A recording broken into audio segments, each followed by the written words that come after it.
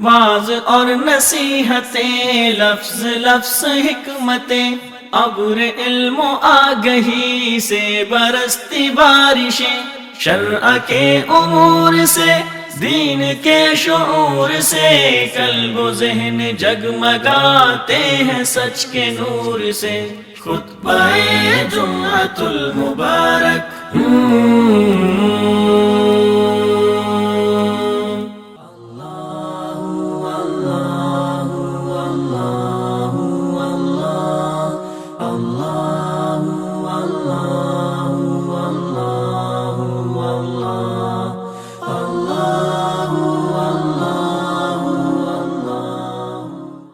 إن الحمد لله نحمده ونستعينه ونستغفره ونعوذ بالله من شرور أنفسنا وسيئات أعمالنا. من يهده الله فلا مضل له ومن يضلل فلا هادي له. وأشهد أن لا إله إلا الله وحده لا شريك له وأن محمدًا عبده ورسوله. يا أيها الذين آمنوا اتقوا الله حق تقاته ولا تموتن إلا وأنتم مسلمون. يا أيها الناس اتقوا ربكم الذي خلقكم من نفس واحدة وخلق منها زوجها وبث منهما رجالا كثيرا ونساء. واتقوا الله الذي تساءلون به والأرحام إن الله كان عليكم رقيبا. يا أيها الذين آمنوا اتقوا الله وقولوا قولا سديدا يصلح لكم أعمالكم ويغفر لكم ذنوبكم ومن يطع الله ورسوله فقد فاز فوزا عظيما. أما بعد، فأعوذ بالله من الشيطان الرجيم. إنا كفيناك المستهزئين. وقال الحق سبحانه وتعالى: فمن زحزح عن النار وأدخل الجنة فقد فاز وما الحياة الدنيا إلا متاع الغرور. وقال النبي صلى الله عليه وسلم: أنا سيد ولد آدم ولا فخر. وقال: أنا إمام الأنبياء وخطيبهم يوم القيامة. وقال: أنا قائد المرسلين ولا فخر. लायक इज़्ज़त तकरीम सामिईन मुकर्रम, अल्लाह ज़ुल जलाल हम सब के खालिक, मालिक और राज़िक है। मालिकुल मुल्क ने हमारी तख्लीक का एक मकसद बयान किया है। वो मकसद ये है कि अपनी ज़िंदगी के लैलो नहार को अल्लाह की मर्ज़ी के मुताबिक गुजारना। इसी मकसद को समझाने के लिए جہاں اللہ ذوالجلال نے 1,24,000 پیغمبروں کا تسلسل قائم کیا، وہاں دستور حیات بنا کر کچھ کتابوں کو بھی آسمان سے نازل کیا۔ یہ اللہ کی رحمت ہے، یہ اس کا احسان ہے کہ جس نے ہمیں مسلمان بنایا، اور ہمیں اس بات پہ زندگی کی سب سے بڑی خوشی ہونی چاہیے کہ ہم مسلمان ہیں۔ ہمیں اس بات پہ فخر ہونا چاہیے کہ اس کائنات کا خالق ہمارا رب ہے اور ہم اس کے بندے ہیں۔ ایک نیکیوں کا مبارک موسم ذوالحجہ کے پہلے 10 ایام اور پھر ذوالحجہ کی ایام گزرے، حج کرنے والوں نے حج کیا، قربانی کرنے والوں نے قربانی کی۔ رب تعالیٰ سب کی عبادات کو شرف قبولیت سے نوازے۔ لن ينال اللہ لحومها ولا دماؤها ولكن يناله التقوى منكم۔ اللہ ذوالجلال کو نہ تو تمہاری قربانیوں کے گوشت پہنچتے ہیں نہ خون پہنچتا ہے۔ رب تعالیٰ کے ہاں اگر کوئی شرف قبولیت سے عمل پاتا ہے تو اس کا سبب یہ ہوتا ہے کہ اس کے دل میں تقوی کتنا تھا۔ قربانی سے پہلے بھی کچھ لوگوں کا یہ تبصرہ تھا، قربانی ضروری نہیں، اس کی بجائے کسی غریب مسکین کا گھر بنوا دیا جائے۔ حج ضروری نہیں، اس کی بجائے کسی کی شادی کروا دی جائے۔ یہ سب اکھڑے مزاج کی باتیں، دین کے امتیازات کے انکار کرنے والوں کی باتیں ہیں۔ کچھ انکار کرنے والے اسلام کا لبادہ اوڑھ کے انکار کرتے ہیں۔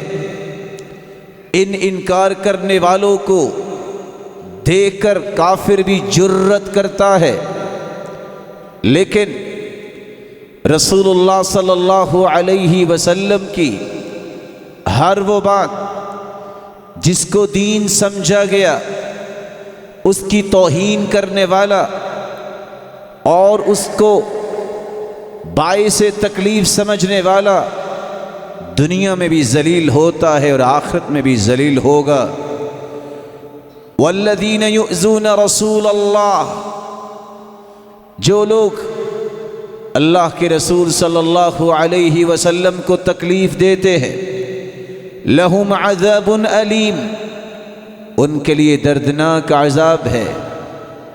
ایسے لوگ جو اسلامی شعائر اس کے خلاف زبان درازی کرتے ہیں، والذین یؤذون اللہ ورسولہ لعنہم اللہ فی الدنیا والآخرہ، ملعون ہے، ان پہ رب کی پھٹکار پڑی ہے، دھتکارے ہوئے ہیں، اللہ کی رحمت سے راندہ درگاہ ہیں۔ کون لوگ؟ جو اللہ اور اس کے رسول کو تکلیف دیتے ہیں۔ کافر تو کافر ہے، کسی مسلمان کو بھی یہ جائز نہیں کہ وہ اپنی زبان سے شریعت غراء اس کے مخالف کوئی لفظ بولے۔ رب کے پیغمبر نے کہا تھا، ان علی اہل کل بیت فی کل عام اضحیہ، ہر گھر پر ہر سال قربانی ہے۔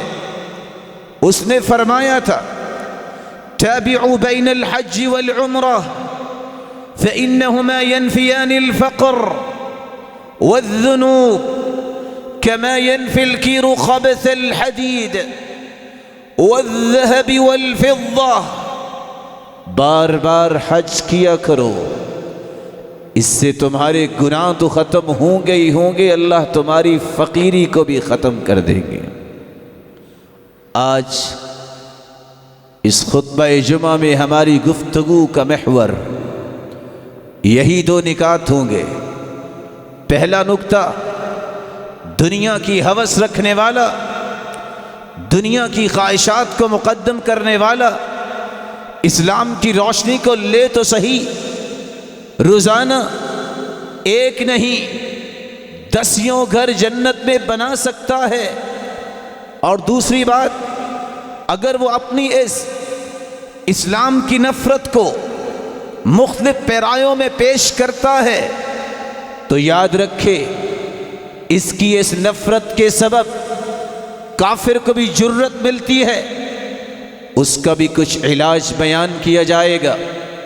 رسول اللہ صلی اللہ علیہ وسلم کے فرمان کو سنیے، گارے مٹی کے گھر سے محبت کرنے والے، تیرا نشہ، تیرا جشا صرف یہ ہے کہ 5 مرلے کا گھر مل جائے، اور اسلام چھوٹتا ہے تو چھوٹ جائے، گھر بسا اوقات نہیں بنتا، قبر پہلے بن جاتی ہے۔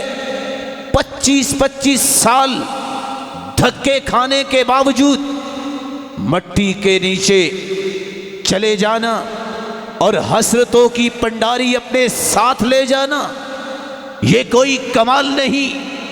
کمال یہ ہے کہ تم رب کے بن جاؤ، رب تمہیں محروم نہیں کرے گا۔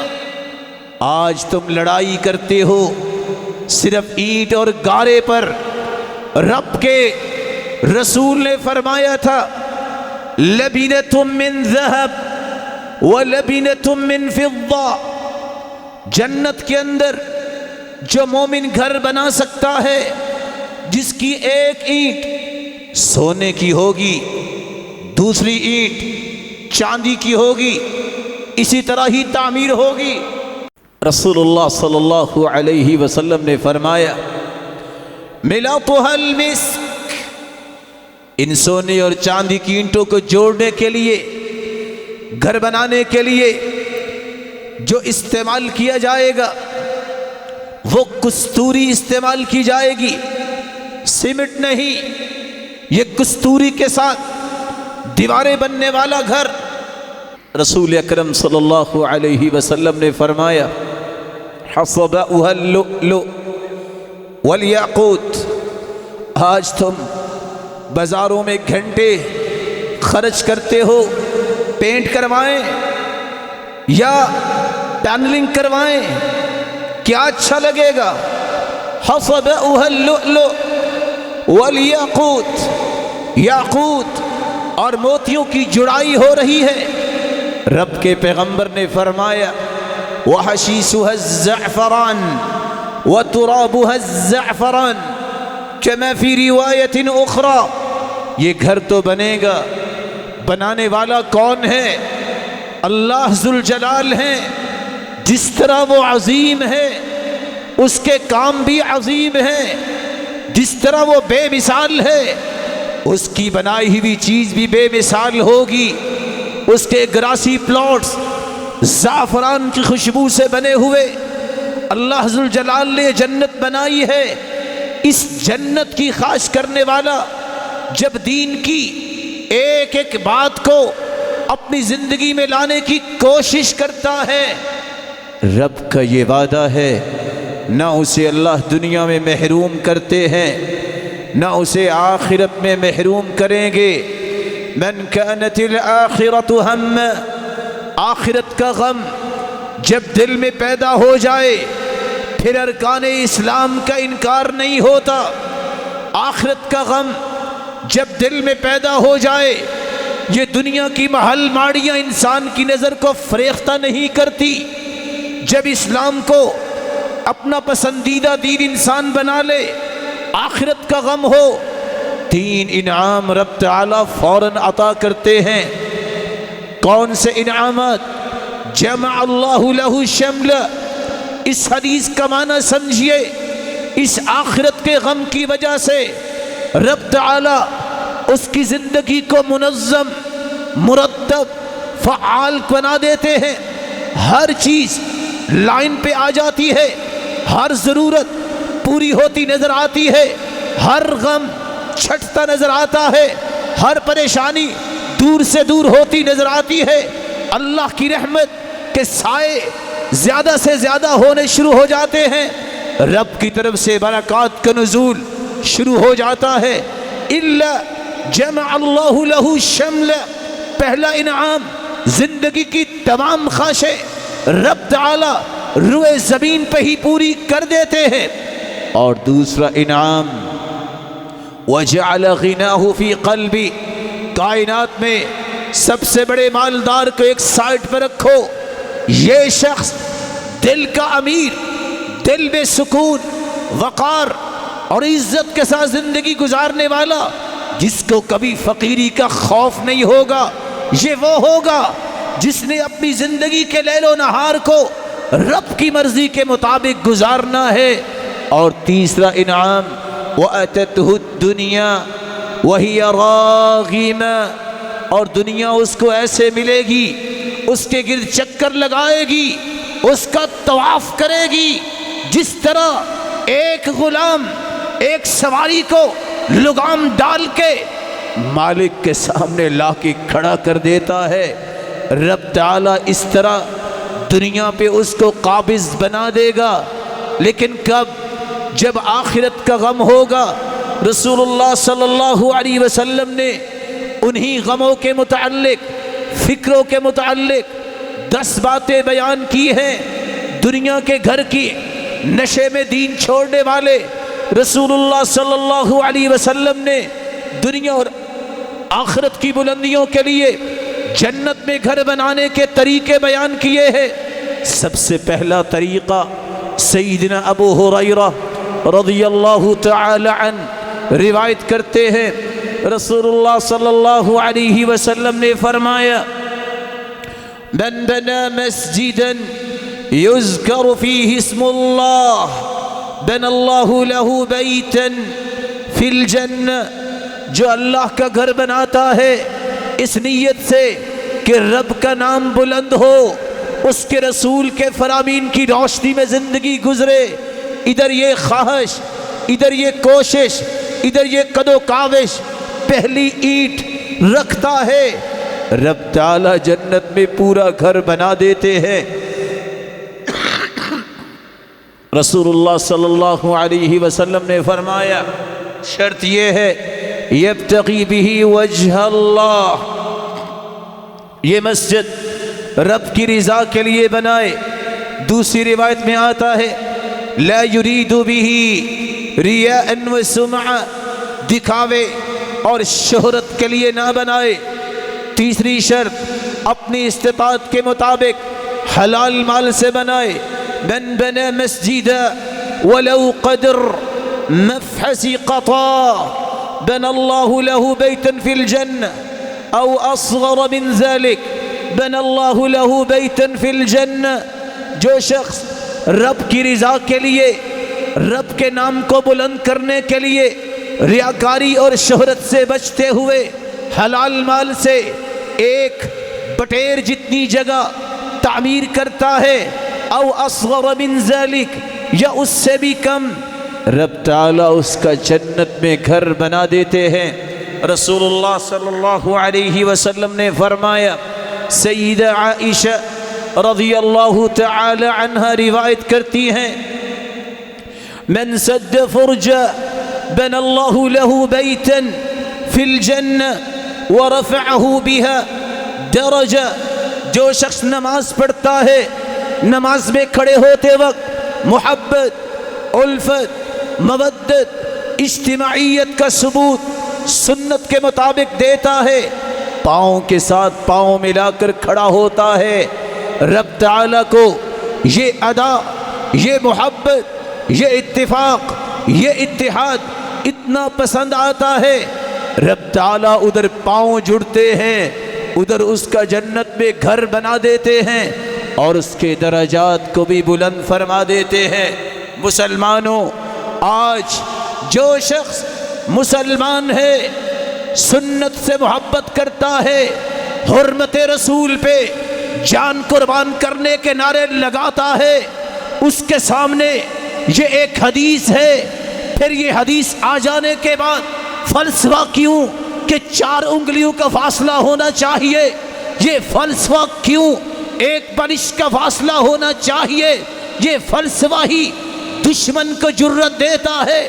تم کلمہ گو ہو کر اگر سنت کی دھجیاں اڑا سکتے ہو تو کافر بھی جرأت کرتا ہے، وہ سمجھتا ہے ان کے نعرے ہی ہیں، ان کی حقیقی محبت نہیں، رب کے رسول کا فرمان ہے من سد فرجہ بن اللہ لہ بیتا فی الجنہ، دنیا کے گھر کی بات نہیں، تم پاؤں کے ساتھ پاؤں ملاؤ۔ صحابی کہتے ہیں کان احدنا یلزق قدمہ بقدم صاحبہ ومنکبہ بمنکب صاحبہ، ہر صحابی اپنے ساتھی کے کندھے کے ساتھ کندھا اور پاؤں کے ساتھ پاؤں چپکا لیا کرتا، اور رب کے رسول نے فرمایا تھا من وصل صفا وصلہ اللہ، جو صف کو ملا کے کھڑا ہوتا ہے اللہ کا تعلق اس سے جڑ جاتا ہے، ومن قطع صفا قطعہ اللہ، جو صف کو کاٹتا ہے الگ ہو کے کھڑا ہوتا ہے اللہ بھی ان کے ٹکڑے کرتے ہیں۔ آج مسلمانوں کے ٹکڑے کیوں ہوئے؟ کوئی کچھ کہتا ہے، کوئی کچھ کہتا ہے، کسی کا قبلہ کیا ہے، کوئی اپنی رائے کو قبلہ بنائے بیٹھا ہے، سبب کیا ہے؟ نبی کی تعلیمات سے روگردانی ہے۔ اگر اتحاد ہو سکتا ہے، اتفاق ہو سکتا ہے، یا قرآن پہ ہو سکتا ہے، یا محمد کے فرمان پہ ہو سکتا ہے، جس نے پوری انسانیت کو جہالت سے نکال کر علم کی روشنی سے نوازا، جس نے شرک کے گٹا ٹوپ اندھیروں سے انسانیت کو چھڑا کر توحید کا علم ان کے ہاتھ میں تھما دیا، اس پیغمبر کی زبان کے لفظ پہ غور کیجئے، من وصل صفا وصلہ اللہ، جو پاؤں کے ساتھ پاؤں رب کے گھر میں ملانے پہ اس کے دماغ میں خرابی آتی ہے، اس کی سوچ میں یہ کیڑا ہے کہ فلاں نے کہا، علان نے کہا، محمد مصطفیٰ پہ پوری دنیا قربان کرنے کو ہم تیار ہیں، تم اپنی رائے کو نہیں چھوڑتے، تو اپنے بڑے کی خواہش کو نہیں چھوڑتے۔ کون سا نعرہ ہے؟ یہی نعرہ جو دشمن کو جرأت دیتا ہے۔ اللہ کے رسول نے فرمایا اتموا صفوفکم، صفوں کو مکمل کیا کرو، سووا صفوفکم فإن تسویۃ الصفوف من تمام الصلاة، صفوں کو درست کیا کرو، تمہاری نماز مکمل اس وقت ہوتی ہے جب صفیں درست ہوتی ہیں۔ بلکہ آپ نے فرمایا الا تصفون كما تصف الملائکۃ عند ربها، میرے صحابہ تم ایسے صفیں کیوں نہیں بناتے جس طرح فرشتے رب تعالیٰ کے سامنے صفیں بناتے ہیں؟ قیل یا رسول اللہ وکیف تصف الملائکۃ عند ربها، اللہ کے پیارے پیغمبر فرشتے کیسے صفیں بناتے ہیں؟ آپ نے جواب دیا یتمون الصفوف الاول ویتراصون فی الصف، پہلی صفوں کو مکمل کرتے ہیں اور آپس میں اس طرح مل کے کھڑے ہوتے ہیں جیسے چونا گچ کی ہوئی دیوار ہے۔ رسول اللہ صلی اللہ علیہ وسلم نے فرمایا میرے صحابہ انی اراکم من ورائی ظہری، آپ کی مبارک آنکھیں جس جیسی آنکھیں اللہ نے پیدا نہیں کی آپ ان سے بھی دیکھا کرتے، اور آپ کا معجزہ ہے نماز کی حالت میں آپ مہر نبوت سے بھی دیکھا کرتے۔ آپ کے کندھوں کے درمیان کبوتری کے انڈے کی شکل میں مہر نبوت تھی اور آپ دیکھا کرتے۔ آپ نے فرمایا میرے صحابہ جب آپ کے پاؤں میں خلا ہوتا ہے مل کے کھڑے ہوا کرو، اور اس خلا کو میں دیکھتا ہوں شیطان بکری کے بچے کی طرح آ کے کھڑا ہو جاتا ہے۔ یہ محمد عربی کے فرامین ہے، یہ اس کی سنت ہے جس کی حرمت میں جان قربان کرنے کے لیے ہم تیار ہیں۔ اس کی سنت کو نافذ کریں، یہی محبت کا تقاضا ہے۔ جنت میں گھر چاہیے، رب کا گھر بنائیے، مسجد اور مدرسے کے مشن سے محبت کیجئے، اس مشن کو پروان چڑھانے کے لیے دست و بازو بنیے، قوت دیجئے، دل سے اطمینان رکھیے کہ رب کو یہی پسند تھا۔ سب سے پہلے مدینہ کی اسلامی اور فلاحی ریاست بنی، آپ نے گھر نہیں بنایا، پہلے مسجد بنائی ہے۔ اس مشن کو جس کی ابتدا محمد الرسول اللہ صلی اللہ علیہ وسلم نے کی، اور سب سے پہلے رب تعالی نے اپنے ابراہیم پیغمبر کو بھی حکم دیا، بناؤ میرا گھر۔ اس مشن سے محبت کرنے والے کا اللہ جنت میں بھی گھر بناتے ہیں۔ اس کو پریشانی کیا ہے؟ نماز پڑھنے آتا ہے، سب ملا کے کھڑا ہوتا ہے، پاؤں کے ساتھ پاؤں ملا کر درجے بھی بلند کرواتا ہے، جنت میں گھر بھی بناتا ہے۔ رسول اللہ صلی اللہ علیہ وسلم نے تیسرا طریقہ بتایا جس سے جنت کا گھر تو بنتا ہی ہے، اللہ دنیا میں بھی محرومی نہیں کرواتے۔ من صلی 12 رکعہ، جو شخص 12 رکعتیں پڑھ لیتا ہے، سوى المکتوب، وہ فرائض نہیں۔ دوسری روایت میں آتا ہے من السنہ، وہ سنتیں ہیں۔ تیسری روایت میں آتا ہے تطوعا، یہ نوافل بھی ہیں، سنت بھی ہے، یہ سنت مؤکدہ، یہ فرائض تو نہیں۔ فی یوم و لیلہ، دن اور رات میں 12 رکعتیں جو پڑھتا ہے، 4 قبل الظہر ورکعتین بعدها ورکعتین بعد المغرب ورکعتین بعد العشاء ورکعتین قبل صلاة الفجر، 4 ظہر سے پہلے، 2 ظہر کے بعد، 2 مغرب کے بعد، 2 عشاء کے بعد اور 2 فجر سے پہلے۔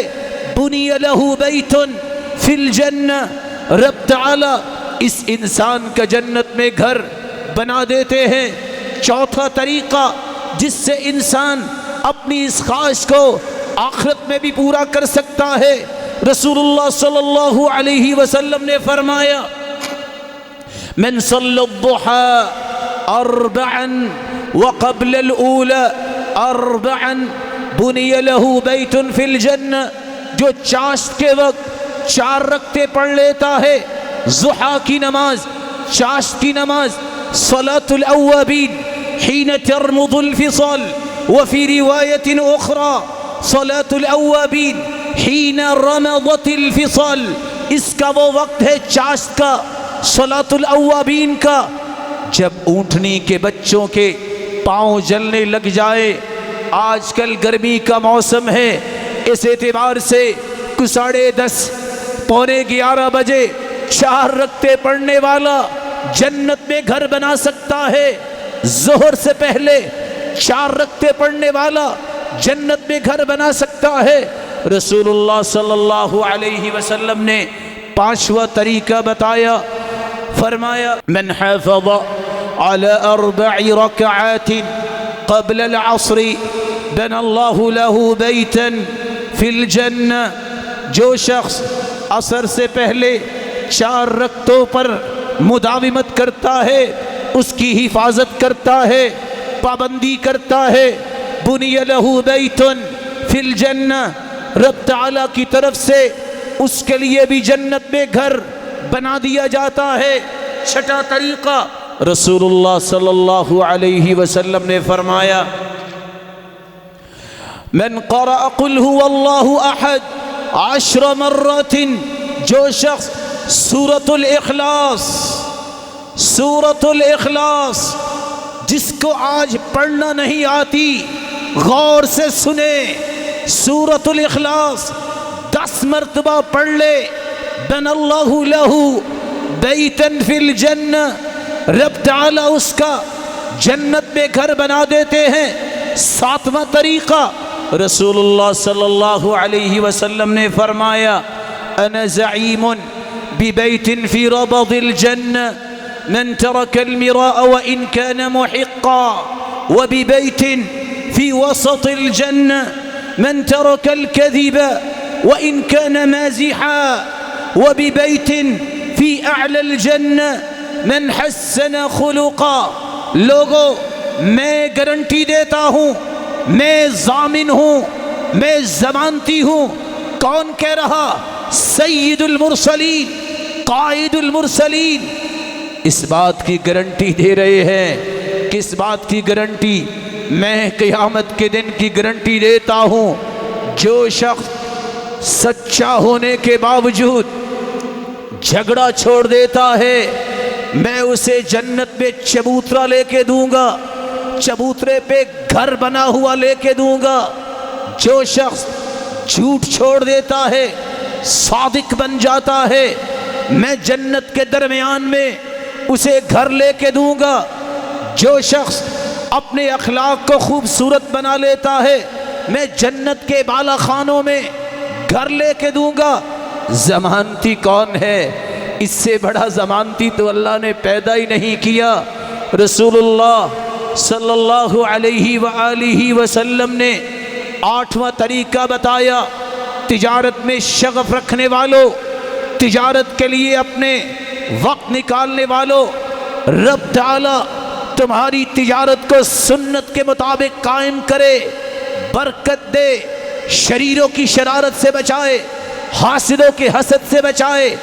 ایک قانون یاد رکھنا، اللہ کے رسول کا فرمان ہے، من دخل السوق، جو بازار میں داخل ہوتا ہے، وقال، اور یہ کہہ دیتا ہے، لا الہ الا اللہ وحدہ لا شریک لہ لہ الملک وله الحمد يحيي ويميت وهو حي لا يموت بيده الخير وهو على كل شيء قدير۔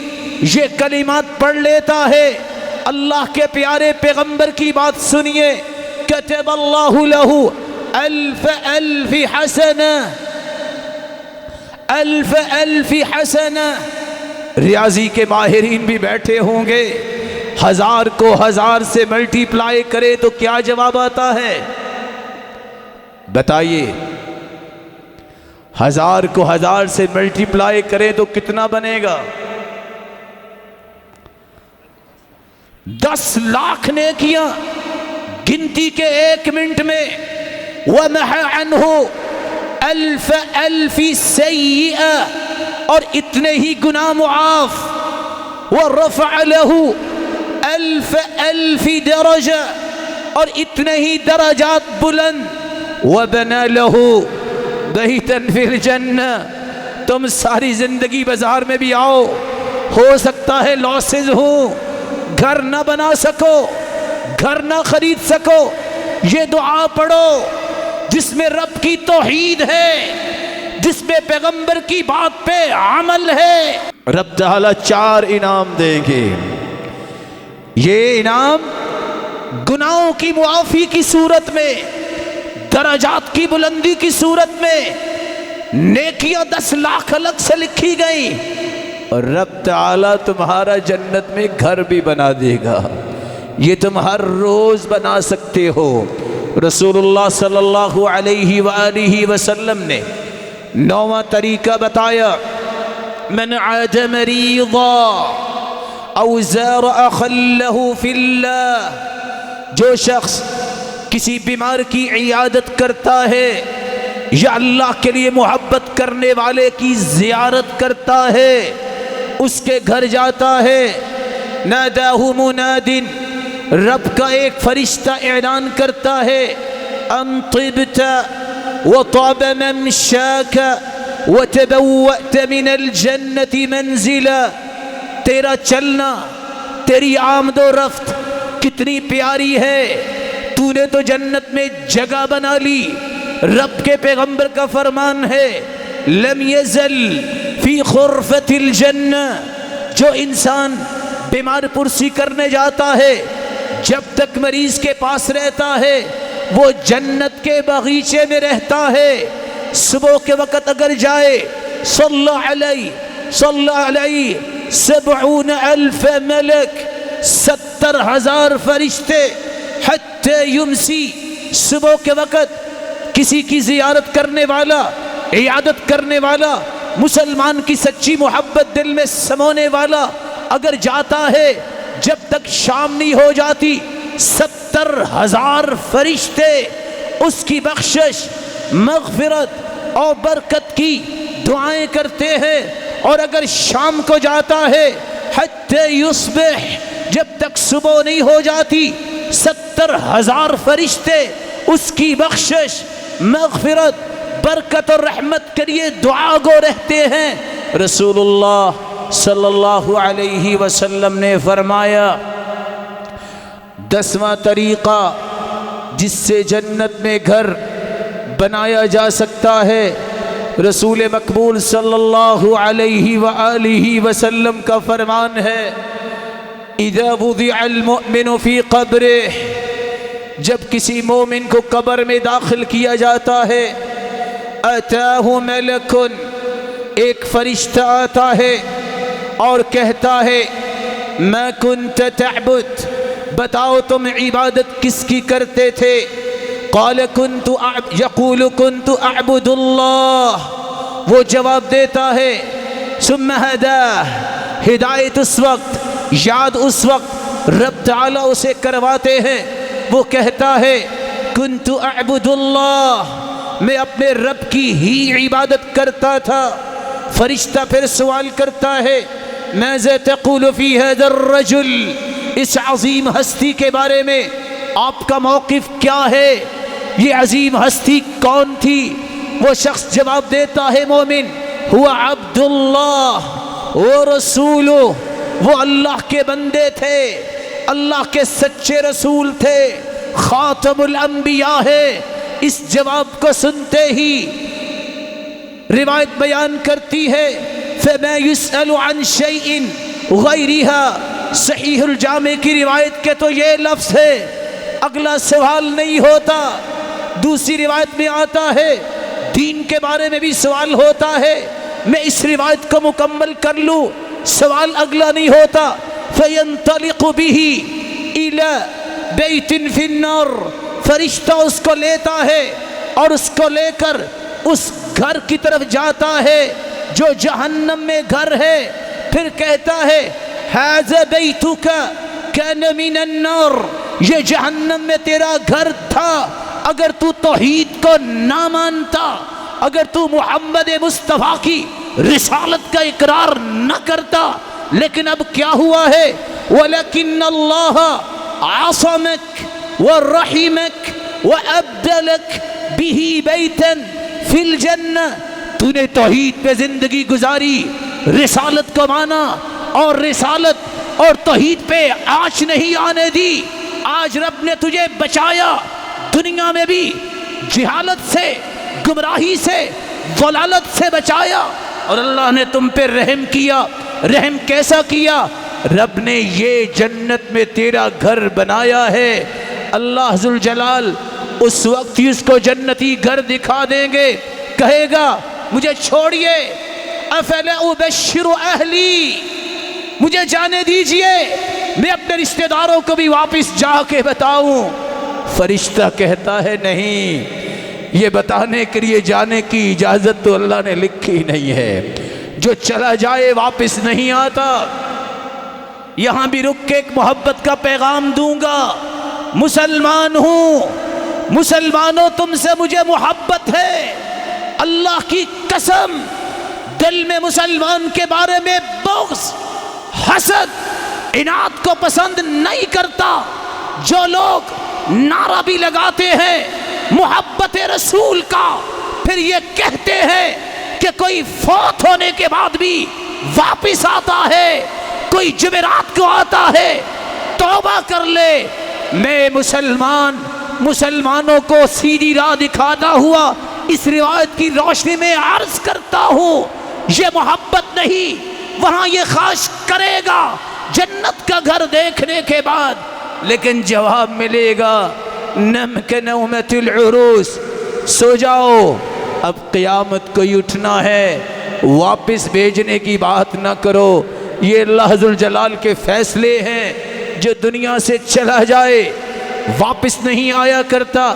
رب تعالیٰ سے دعا ہے رب تعالیٰ ان 10 کاموں کو اپنی زندگی کا محور بنانے کی توفیق دے، جس کے نتیجے میں قیامت کے دن بھی اللہ ذوالجلال کے ہاں صرف ایک گھر نہیں، آپ سوچئے روزانہ 5 مرتبہ نماز پڑھتے ہیں، 5 گھر تو آرام سے آپ بنا سکتے ہیں، 1 منٹ میں صف سیدھی ہوتی ہے۔ اگر بٹیر کی جگہ ہے اس سے کم کی حدیث بھی ہے، اصغر من ذلک، تو 10 روپے میں جنت میں گھر بنا سکتا ہوں۔ روزانہ اگر 12 رکعتوں کی پابندی ہو جائے اس کا الگ سے گھر بنا سکتا ہوں۔ میں اگر 50 کی 4 رکعتیں 8 سے 10 منٹ قربان کر لوں روزانہ اس کا بھی گھر بنا سکتا ہوں۔ میں عصر سے پہلے اپنے آپ کو زندگی کی خوشیاں اپنے دامن میں جمع کرنے کے لیے 4 رکعتیں پڑھ لوں تو کتنا وقت 10 منٹ ہے، گھر بنا سکتا ہوں۔ ایک ہی دن میں اگر میں 10 مرتبہ سورۃ الاخلاص پڑھ لوں جنت میں گھر بنا سکتا ہوں۔ جھوٹ چھوڑ دو، سچا ہونے کے باوجود جھگڑے ختم کرو، محبتیں، احترام، اتفاق، اتحاد کو فروغ دینے کی کوشش کرو اور اخلاق کو اچھا بناؤ۔ جنت میں گھر چاہیے۔ کسی بیمار کی بیمار پرسی کرنا، مسلمانوں کی خیر خواہی، ہمدردی کو دل میں جگا دو، زیارت کرو، کسی مسلمان کا حال پوچھو، تیمارداری کرو اور اللہ کے رسول صلی اللہ علیہ وسلم کا لایا ہوا دین اس کو مضبوطی سے تھامو۔ ترکت فیکم امرین لن تضلوا ما تمسکتم بہما کتاب اللہ و سنت رسولی صلی اللہ علیہ وسلم۔ اللہ کے رسول نے فرمایا تھا میں 2 چیزیں تم میں چھوڑ کے جا رہا ہوں، جب تک ان کو تھامے رکھو گے کبھی تم گمراہ نہیں ہوگے۔ ایک اللہ کا قرآن ہے اور ایک اس کے رسول کی سنت ہے۔ سوچئے ایک دن میں ہی یہ 10 کے 10 کام ہو سکتے ہیں اور ایک ہی دن میں میں اور آپ جنت میں پوری کالونی بنا سکتے ہیں۔ اگر یہ سلسلہ جاری رہے تو قیامت کے دن کیا ملنے والا ہے؟ لا عین رأت، ایسا کچھ ملے گا آج تک کسی آنکھ نے دیکھا نہیں، ولا اذن سمعت، آج تک کسی کان نے سنا نہیں، ولا خطر على قلب بشر، آج تک کسی کے دل میں خیال تک نہیں آیا۔ رب تعالی مجھے اور آپ کو عمل کی توفیق عطا فرمائے۔ وآخر دعوانا ان الحمد للہ رب العالمین۔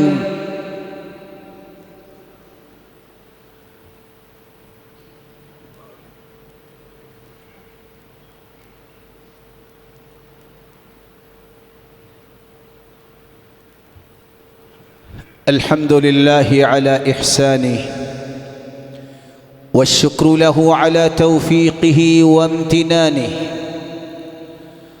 وأشهد أن لا إله إلا الله وحده لا شريك له تعظيما لشانه، وأشهد أن محمدا عبده ورسوله الداعي إلى رضوانه. أما بعد فأعوذ بالله من الشيطان فإنه عدو للإنسان۔ مسلمانوں، رب کا یہ فیصلہ ہے اور رب کا یہ فیصلہ ہی نافذ ہوا، ہو رہا ہے اور آئندہ بھی ہوگا۔ ان شانئک هو الابتر، اے میرے محبوب صلی اللہ علیہ وسلم، تیرا دشمن بے نسل ہوگا، اس کی کوئی قوت دنیا میں قائم نہیں ہو سکتی۔ ایک وقت تھا ابو جہل، یہ شرک و کفر کا سرغنہ، محمد مصطفیٰ صلی اللہ علیہ وسلم کی مخالفت میں اٹھا۔ اللہ ذوالجلال نے بچوں کے ہاتھوں اسے جہنم رسید کیا۔ اللہ کے رسول صلی اللہ علیہ وسلم نے دین کو پھیلانے کے لیے طائف میں بھی ان طائف کے غنڈوں سے تکلیفیں ملی، رب تعالی نے اس وقت بھی کس طرح نیست و نابود کیا ان مشرکوں کو۔ ایک وقت وہ بھی آیا، آپ سجدہ میں پڑے ہیں، آپ کے اوپر اوجری ڈال دی گئی، آپ کو زخمی کیا گیا، لیکن آج کوئی شخص ان کے نام تک نہیں جانتا۔ ان ظالموں کو لعنہم اللہ فی الدنیا والآخرہ وأعد لهم عذابا مہینا۔ قرآن کہتا ہے والذین یؤذون اللہ ورسولہ، جو اللہ کو تکلیف دیتا ہے، جو اس کے رسول کو ایذا پہنچاتا ہے، فیصلہ کیا ہے؟ یہ لعنتی ہے، ملعون ہے، دنیا میں بھی آخرت میں بھی۔ وأعد لهم عذابا مہینا، اور ان کے لیے اللہ تعالیٰ نے ذلیل کر دینے والا عذاب تیار کر رکھا ہے۔ مسلمانوں، آج اسلام پہ اعتراض کرنے والوں کی پلید زبانوں کی بات تو آپ نے سنی، ان کی زبانوں سے سن کر دشمن کافر کو بھی جرت ملتی ہے، کبھی وہ خاکے بناتا ہے، کبھی وہ خاکوں کا مقابلہ کروانے کا اعلان کرتا ہے۔ ایک مسلمان ہونے کے ناطے سے ہمیں کیا کرنا ہے؟ ہمیں دین اسلام کی روشنی میں اپنی زندگی کے امور کو نپٹانا ہے۔ 5 کام کیجئے۔ سب سے پہلی ذمہ داری، جب کائنات کی سب سے اعلیٰ ہستی پر زبان کھولی جائے، جب کائنات کی سب سے عارفہ اسما ہستی کے بارے میں اس طرح تکلیف والے معاملات سامنے آئے، تو اس کے تذکروں کو عام کرو، اللہ کے پیارے پیغمبر کی تعریفیں زیادہ کرو، سیرت کی کتابیں پڑھو، سیرت کی کتابیں پرنٹ کرواؤ۔ لوگوں کے اندر یہ آگہی ہونی چاہیے، یہ آشنائی ہونی چاہیے، وہ کون سی ہستی ہے جس کے بارے میں پلید زبانیں جرت کر رہی ہے۔ ذمہ داری ہے میری بھی اور آپ کی بھی، اس زبان سے اس محمد مصطفیٰ کی تعریفیں کرو، تذکرے عام کرو، کثرت سے آپ کی سیرت کا مطالعہ کرو، مختلف کتابیں لوگوں تک پہنچاؤ۔ دوسری بات، رسول اللہ صلی اللہ علیہ وسلم سے محبت ہے تو ان کا جواب کیسے دیا جائے؟ دوسرا جواب یہ ہے، اس وقت مشرک کہتے تھے مذمما، یہ تو مذمت کیا گیا ہے۔ اللہ کے رسول فرماتے ہیں انا محمد، اور میں تو محمد ہوں۔ دشمن بھی تعریف ہی کرتا ہے اور کرے گا۔ کائنات میں سب سے زیادہ تعریف اللہ کے بعد اگر کسی کی ہے تو وہ محمد مصطفیٰ ہے۔ کثرت سے درود پڑھنا سیکھو، عادت بناؤ، چلتے پھرتے، خصوصاً جمعے کے دن اللہ کے رسول نے فرمایا تھا فَأَكْثِرُوا عَلَيَّ مِنَ الصَّلَاةِ، کثرت سے درود پڑھا کرو۔ درود پڑھنے سے 10 نیکیاں تو ملیں گی، گناہ تو معاف ہوں گے، درجات تو بلند ہوں گے۔ وَصَلَّى اللَّهُ عَلَيْهِ وَمَلَائِكَتُهُ 70 صَلَاةً فَلْيُقِلَّ عَبْدٌ مِّن ذَلِكَ أَوْ لِيُكْثِرْ۔ تم ایک مرتبہ درود پڑھو گے، اپنی محبت کا یہ انداز پیش کرو گے، رب تعالیٰ کو پسند آئے گا۔ ایک مرتبہ درود کے مقابلے میں اللہ ذوالجلال اپنی 70 رحمتیں تم پہ نشاور کر دیں گے۔ تم ایک مرتبہ درود پڑھو گے، وَمَلَائِكَتُهُ 70 صَلَاةً، ایک مرتبہ درود پڑھو گے، کھربوں کی تعداد میں فرشتے۔ میں کھربوں کیوں کہہ رہا ہوں؟ روایت کہتی ہے بیت اللہ، اس کے اوپر آسمانوں میں بھی بیت المعمور ہے جس کا طواف فرشتے کرتے ہیں۔ جو ایک مرتبہ طواف کرتا ہے قیامت تک دوبارہ اس کی باری نہیں آئے گی۔ اور کتنے فرشتے ہوں گے؟ ملائکۃ، اللہ کے کھربوں فرشتے ایک مرتبہ درود پڑھنے کے نتیجے میں تمہارے لیے برکت، بخشش مغفرت کی دعائیں کریں گے۔ اللہ کے رسول صلی اللہ علیہ وسلم نے فرمایا یہ محبت کا انداز چھوٹا نہیں، اگر صبح اور شام 10 مرتبہ درود پڑھ لو گے خوش ہو جاؤ۔ قیامت کی ہولناکیوں میں جب کوئی کسی کو پہچانے گا نہیں، میں محمد تمہاری سفارش کروں گا۔ یہ نذرانہ چھوٹا نہیں، یہ اللہ کے رسول کی محبت کا انداز معمولی نہیں۔ کثرت سے درود پڑھیے۔ اللہ کے رسول صلی اللہ علیہ وسلم نے فرمایا اذن تکفا ہمک ویغفر لک ذنبک، کثرت سے درود پڑھو، کیا نتیجہ نکلے گا؟ زندگی کے سارے گناہ معاف ہو جائیں گے، سارے غم چھٹ جائیں گے۔ یہ کون کہہ رہا ہے؟ یہ وہی ہستی کہہ رہی ہے فداہ ابی و امی وکل ما یملک نفسی، جس پہ میرے ماں باپ قربان ہو جائیں، جو کچھ میری ملکیت میں ہے قربان ہو۔ یہ اس ہستی کی زبان سے نکلا ہے جس کی زبان سے اللہ نے حق کو جاری کر دیا۔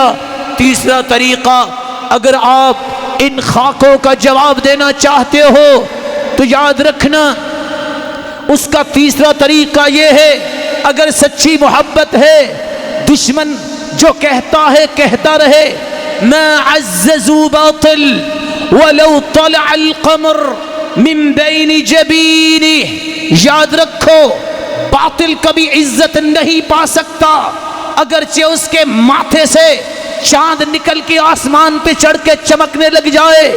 لیکن یہ بھی یاد رکھنا ما ذل ذو حق، حق والے کبھی پریشان نہیں ہوتے، ذلیل نہیں اللہ ان کو کرتا۔ وَلَوْ أَصْفَقَ الْعَالَمُ عَلَيْهِ، خواہ پوری دنیا اس کے بارے میں تالیاں بجاتی نظر آئے، حق والوں کا کام یہ ہے اپنے حق پہ اور ڈٹ جاؤ۔ سعد رضی اللہ تعالیٰ عنہ نے کہا تھا او میرے ساتھیوں میں تو جا رہا ہوں اپنے رب کے پاس، لیکن یاد رکھنا اگر تم میں سے کوئی ایک بھی بچا اور آپ کی زندگی میں محمد مصطفیٰ تک دشمن پہنچ گیا تو قیامت کے دن تمہارے پاس کوئی بہانہ پیش کرنے کے لیے نہیں ہوگا۔ ہارون الرشید نے امام مالک سے پوچھا تھا کیا خیال ہے جو نبی کے بارے میں نازیبا لفظ بولتا ہے؟ کہا کیا مطلب؟ کہا عراقیوں نے فتویٰ دیا ہے کہ جو نبی کو گالی دے اس کو کوڑے لگائے۔ امام مالک غصے میں آئے، کہا کیا کہہ رہے ہو؟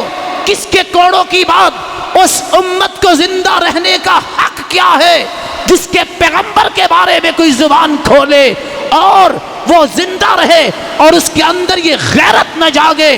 یہ کیسے جاگے گی؟ اللہ کے رسول کی سنت کو مانو، اس کی ہر کام کو اور مضبوطی سے تھامو۔ تمسکو بہدیہ، اس کی سنت کو، اس کے طریقے کو اور اس کے دین کو اور مضبوطی سے تھامو۔ دشمن کے لیے سب سے بڑا وار یہ ہوتا ہے وہ نام مٹانے کے لیے اس طرح کی بزدلانہ حرکتیں کرتے ہیں۔ مومن اطاعت، اتباع، فرما برداری، آپ کی سنت کا علم اٹھا کر آپ کی حدیث اور سنت کی تعلیم، تربیت، دعوت اور اس کو سکھانے، سمجھانے، عام کرنے، دنیا کے کونے کونے تک پہنچانے کے لیے کدو کاوش کرتا ہے۔ اور یہی ایک طریقہ ہے جس سے دشمن اپنے حسد میں ہی مرتا ہے کہ میرا کام تو نہ ہوا، یہ تو اور بڑھ گئے۔ ایک وقت آیا تھا جس نے محمد مصطفیٰ کے خاکے ظالم نے بنائے۔ آپ کو علم نہیں کہ اللہ نے کس طرح مسلمانوں کی مدد کی، کتنے لوگ مسلمان ہوئے۔ دشمن بھی پکار اٹھا واقع یہی ہستی ہے، اور کہنے والا کہتا ہے تھا وہ کافر، اگر میں زندہ ہوتا اس وقت تو میں محمد کے قدموں میں بیٹھ جاتا، کیونکہ اس جیسا انسان تاریخ میں نہیں آیا۔ چوتھا طریقہ، اگر دشمنوں کا جواب دینا ہے تو اس کا یہ بھی طریقہ ہے، آپ صلی اللہ علیہ وسلم کی نافرمانی چھوڑ دو۔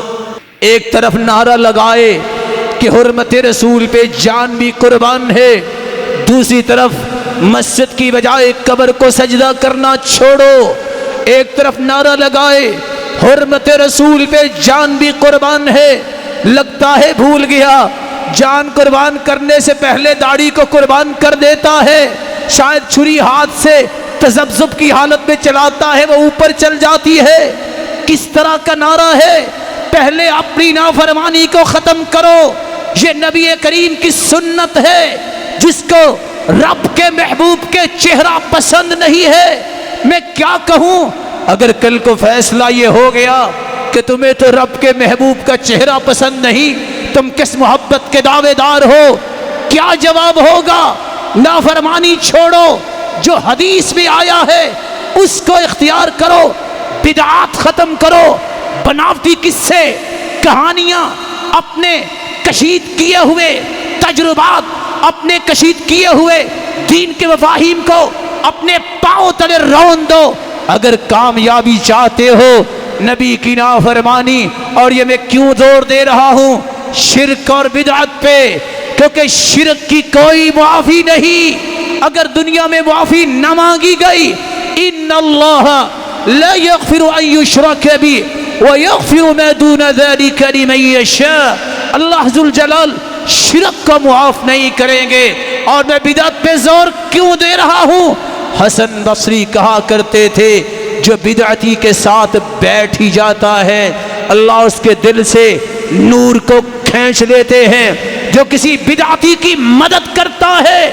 قاضی فضیل ابن عیاض کہا کرتے تھے فقد اعان علی ہدم الاسلام، اس نے اسلام کی عمارت کو گرانے میں مدد کی ہے۔ اور میں کیوں زور دے رہا ہوں؟ ان اللہ احتجز احتجب احتجر التوبہ عن کل صاحب بدعہ، بدعتی کی توبہ ہی قبول نہیں اللہ فرماتے، اللہ دیکھنا بھی پسند نہیں کرتے۔ حسن بصری فرماتے ہیں حتی یدعها، بدعتی جب تک بدعت چھوڑ نہیں دیتا اس وقت تک اس کی عبادت کیا، اس کی توبہ ہی قبول نہیں۔ ساری رات سجدے میں پڑا رہے، سارا دن زبان سے حرکت دیتا رہے، ذکر کرے، لیکن نبی کا طریقہ اسے پسند نہیں، محمد مصطفیٰ کی عظمت کا قائل نہیں، سنت کے مطابق نہیں، حدیث کے مخالف ہے، یاد رکھنا اس کی تو توبہ قبول نہیں۔ اور آخری بات میں کیے دیتا ہوں، ان خاکوں کا جواب وہ جواب ہے جو رسول اللہ صلی اللہ علیہ وسلم نے سکھایا، تمہیں جہاد کرنا ہوگا۔ کون سا جہاد؟ جس کو اسلام جہاد کہتا ہے۔ اسلام نے 13 قسم کا جہاد بیان کیا ہے۔ اللہ کے رسول صلی اللہ علیہ وسلم کے جہاد کی بابت ابن القیم لکھتے ہیں آپ نے 13 درجے کا جہاد کیا۔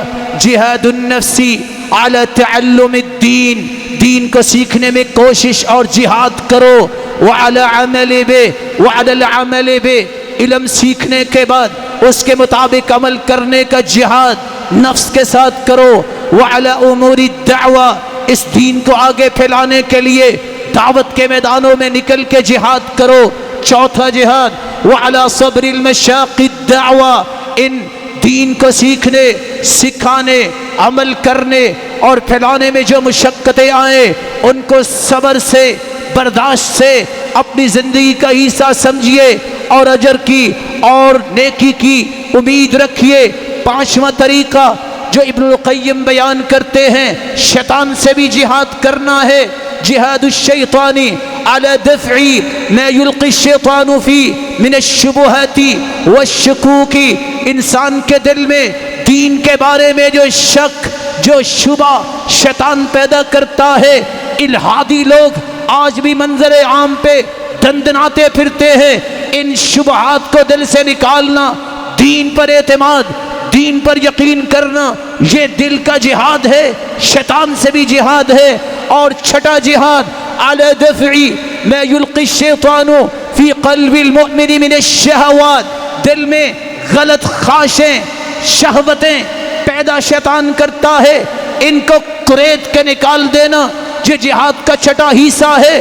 امام ابن القیم فرماتے ہیں اللہ کے رسول کا فرمان ہے جاہدو المشرکین، مشرکوں سے جہاد کرو بِأَلْسِنَتِكُمْ، زبانوں سے حق گوئی، حق کو بیان کرو، شرک کے نقصانات بیان کرو، اس کے نقصانات اور اس کی ہلاکتوں کو بیان کرو۔ جاہدوا بِأَلْسِنَتِكُمْ وَأَمْوَالِكُمْ، اپنے مالوں سے جہاد کرو۔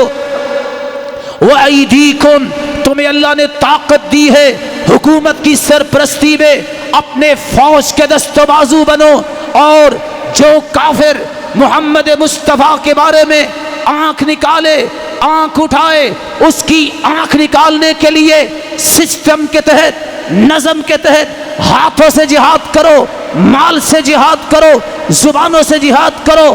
وَبِأَنفُسِكُمْ، اگر جان کا نذرانہ بھی پیش کرنا پڑے اس کے لیے بھی دریغ نہ کرو۔ اور تیسری روایت میں آتا ہے مَنْ رَأَى مِنْكُمْ مُنْكَرًا فَلْيُغَيِّرْهُ بِيَدِهِ، جو برائی کو دیکھے ہاتھ سے روکے۔ یہ کس کی ذمہ داری ہے؟ حکومت کی ذمہ داری ہے۔ فَإِن لَّمْ يَسْتَطِعْ، جو اس منزلت پہ نہیں، جو اس شعبے میں نہیں، فَبِلِسَانِهِ، اس کو اپنی زبان سے برائی روکنی چاہیے۔ یہ کن کی ذمہ داری ہے؟ حق اور سچ اور حقیقتوں کو آگاہی کی طرف لے جانا علماء کی ذمہ داری ہے۔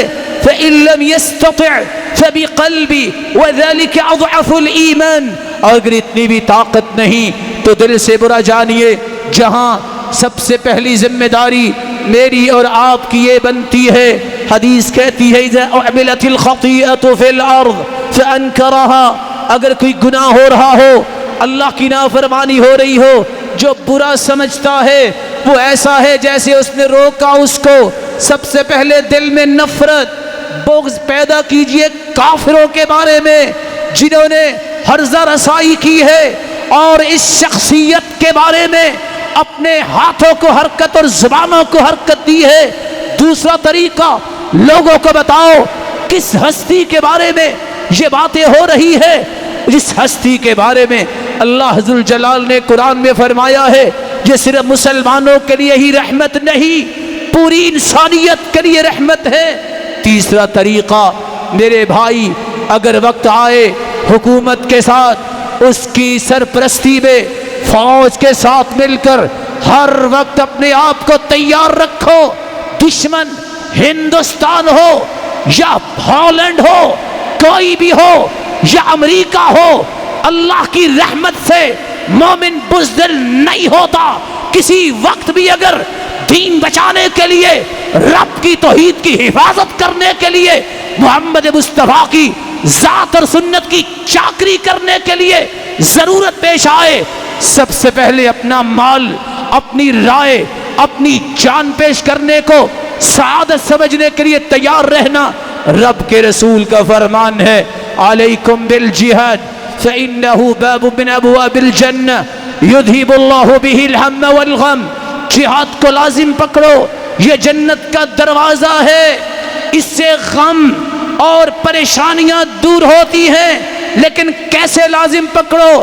جیسے حدیث بتاتی ہے، جیسے سب سے بڑے مجاہد نے سمجھایا ہے، اصولوں کی روشنی میں، ضابطوں کی روشنی میں، فساد نہیں، جہاد اسلام نے بولا ہے۔ اور اللہ کے رسول نے فرمایا تھا من لم یغزو ولم یحدث به نفسه مات على شعبة من نفاق، جو شخص جہاد نہیں کرتا یا اس کے دل میں تڑپ بھی نہیں ہے، یاد رکھنا وہ تو منافقت کی موت مرے گا۔ رب تعالی ہم سب کو محفوظ فرمائے، اور ہمیں اس بات کی بھی امید واثق ہے، جس کو اللہ نے زبان دی ہے، جس کو اللہ نے عہدہ دیا ہے، جس کو منصب دیا ہے، اس کو بھی اپنی ذمہ داری ادا کرنی چاہیے۔ حکومت کو بھی، اور وزراء کو بھی، اور عوام کو بھی، علماء کو بھی اپنی اپنی ذمہ داری کو ادا کرنا یہ ایک ضروری امر ہے۔ اللہ ذوالجلال قیامت کے دن ہمیں اپنے محبوب کی رفاقت نصیب فرمائے، اور اس کے دست شفقت سے حوض کوثر سے پانی پلائے۔ الہ العالمین ہمیں اپنے دیدار کا مستحق بنائے۔ وآخر دعوانا ان الحمد للہ رب العالمین۔